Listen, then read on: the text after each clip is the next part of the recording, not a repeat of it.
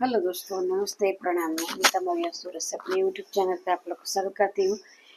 एक बेटा विवाह गीत लेके आए, कैसे लगेगा? लाइक सब्सक्राइब कमेंट करना, सपोर्ट करना। जय माता दी। लाली पलंगिया पे सोमराज दशरथ, रानी जब भेलिया डोलाई, ऐसन सुखनी दिया न भावे राजा दशरथ।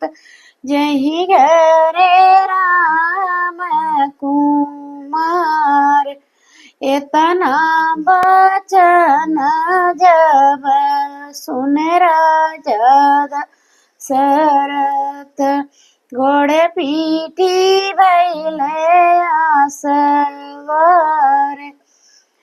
घोड़ावत गईले हो मिथिला नगरिया, राजा जनक जी द्वार हो। घोड़ा सुतला चिड़िया हो, उठी के बैठली झाड़ी जजी बिछाई, बैठन ये राजा लाल गलैचा, कहूँ नगर कुशला, कुशल ही बाटे चरिया हमारी नगरिया, कुशल चाही तोहरे ही